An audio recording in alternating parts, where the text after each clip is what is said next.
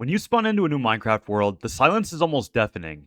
Who built all of these structures that are here? Who built these mine shafts underground? Because you and I both know we didn't have the time for that. Where are these spawners coming from? Why are there cobwebs surrounding this entire mine shaft? And what does the deep dark have anything to do with the Minecraft world? What's up, guys? Welcome back to another video. Today, I'm going to be telling you guys the story of the Minecraft lore, which surprisingly is a lot more deep than we all thought. If you guys enjoy these kind of videos, like, subscribe. Let's get into chapter 1, the beginning. Before you ever clicked create world, a highly advanced, massive civilization already lived here. They conquered dimensions, engineered impossible machinery, and then they vanished into thin air, leaving nothing behind but a haunted world and crazy structures. We call these people the Ancient Builders. Now, we don't really know a lot about them, but we do know what they did, and what they did is a little bit crazy, and it might be the entire reason that we're here in this entire dimension. To understand who these people are, we have to look at what they left behind, and they left behind a lot, which is the loot that the player collects in an average Minecraft adventure. They weren't just master builders, they were masters of everything. They mined, found diamonds, found emerald, and had enough to spare to just leave it in some spare trash. But they were also smart. They left behind traps for the opposing factions like TNT in the Desert Pyramid,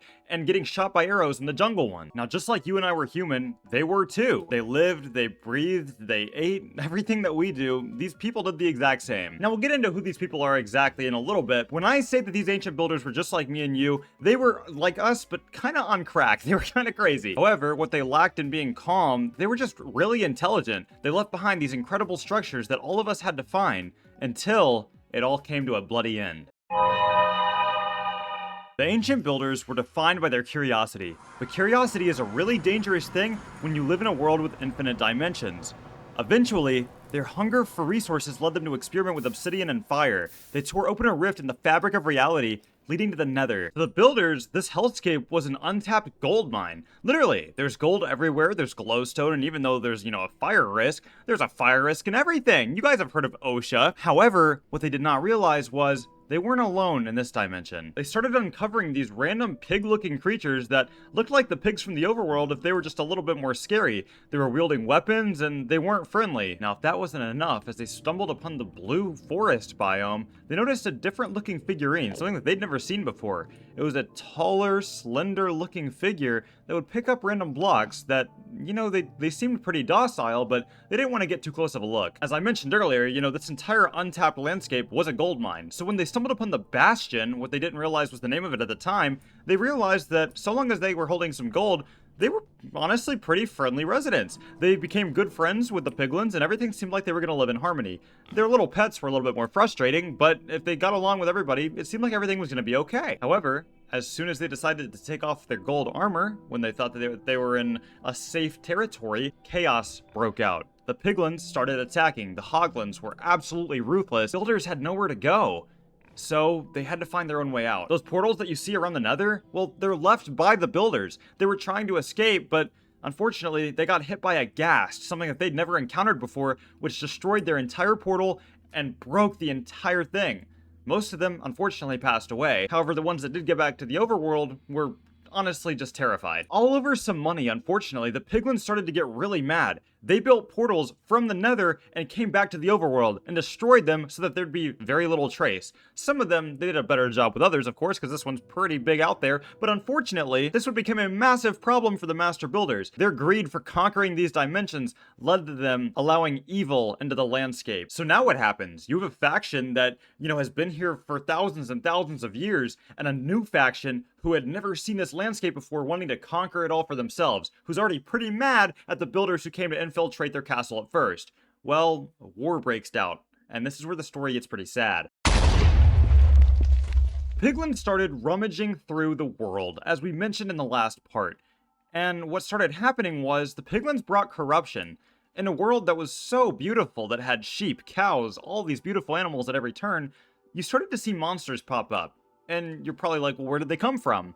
Well, like I said, the piglins brought with them corruption. As the builders were losing in fights, their reanimated corpse would become a skeleton, a zombie, a creeper, all of the monsters that we know and well today. So now, you didn't only have the piglins invading the master builders, you also had the dead fighting for them. While the Master Builders were smart with redstone, the Piglins just outsmarted them in every level. They found ways to make these small dungeons where if a Master Builder did make their way down to a mine to try to protect themselves, they might find a spawner because somehow they found a way to reanimate the animated dead corpses. That's a lot in one sentence. So even though the land was once the Builders only and they made these entire structures, the entire world was theirs, going to the Nether once was pretty much the end of all of them. But there were still a few left.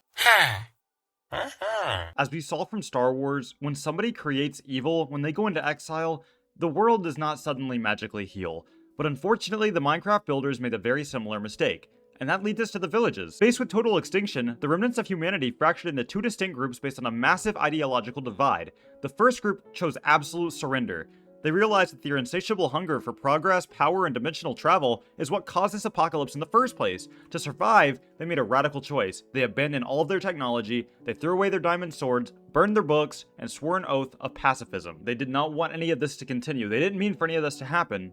These people became the villagers, and who we see today are the descendants of the builders. While the ancestors of the now villagers chose pacifism, the remaining builders clutched their redstone blueprints, their alchemy books, and their weapons, and they refused to surrender. This faction became known as the Illagers. They isolated themselves in massive woodland mansions and fortified outposts, obsessed with reclaiming the lost technology of their golden age. This is why pillagers carry crossbows, a weapon that requires mechanical engineering. This is why evokers manipulate everything that they use to cast spells and create totems of undying. They are desperately trying to recreate the high alchemical magic of their ancestors. But back during the height of the war, before they became the surface-dwelling pillagers we know today, these master builders were trapped. With the surface entirely overrun by the piglin corrupted undead, they could not build upward, so they dug down.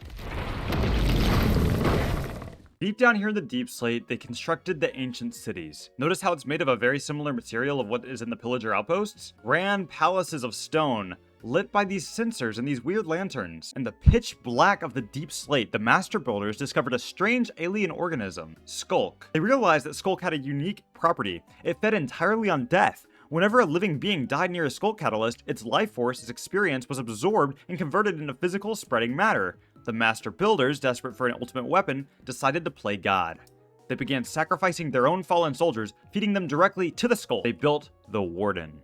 Look closely at the Warden's texture. Look at its chest. It's a hollow cage of ribs, housing a swirling, glowing mass of trapped souls. The Warden isn't a natural animal. It's an artificial, biological defense mechanism engineered by these Master Builders to act as the frontline guardian. They were never going to let another faction ruin everything that they'd made. They thought that this Warden would be the one thing that would kill anything that stuck in their way. But a weapon made of death can never truly be controlled, and the Skulk was hungry for more. As more souls were fed to the Skulk, and the Warden itself, the Skulk began to spread, as we see in the caves nowadays. Because the Warden was engineered to attack anything that made a sound, it stopped distinguishing between monster invaders and its own creators. Imagine the horror of those final days. The Master Builders had finally built something that would protect them from the piglins and everything that they failed so miserably at, just for them to die to it. Now realizing their error of their ways, the few that still survived this terribly failed experiment had only one choice left. The same thing that the villagers chose: exile. In the center of their city, you'll see something that resembles an end portal frame. It's highly likely, now this is not verified, but it seems likely that this was their first attempt to escape this dimension and try to go somewhere else. When they realized that the Warden was really just destroying everything that they loved, they had to dig deeper. You remember those tall Slendermen we were talking about earlier? Well, the insatiable bloodlust of this Illager group, they decided to kill one. Because, you know, they still traveled to the Nether every now and then. They tried to destroy the piglins, it was a whole thing. The piglins were enjoying their time in the overworld, and they realized that it dropped its own eye. They decided to make a sacrifice. Now this is the one part of my script that I'm really confused by. I can't figure out the reason that they decided to make it like this. Maybe they decided to just go to the Nether, fight some blazes because they found the fortress, and then infuse everything. I don't really know, but it leads us to this question. They already built the end portal frame in the ancient city as we talked about. So what did they know that we don't? I don't know what their thinking would be. If I was one of these groups, I'd probably be the villager. Matter of fact, I'd probably be the Minecraft pig staying out of this mess. But anyway, as they put the last Eye of Ender in, it shines the same color as those figures they saw before in the Nether. They jump in. Immediately, they're greeted with all of the same people that they saw before, with these weird pillars at the very top. And then they see it. The Ender Dragon. They thought they were escaping to freedom and finally found a way out of the overworld in the Nether, but they stepped into a barren endstone laid with all of these terrifying monsters. The entity waiting for them, which was the Ender Dragon, would ensure that they would never return as humans. And that brings us right back to the beginning.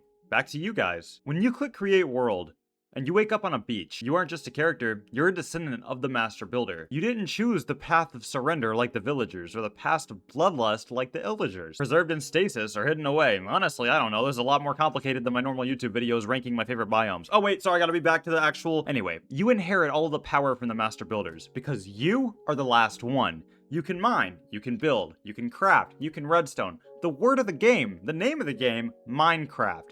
You are the only character in this entire 60 million block area that possesses all of those powers. The entire world is a massive graveyard, and you get to uncover everybody's deepest, darkest mistakes and everybody's past. So next time you log into Minecraft, I want you to play thinking like that.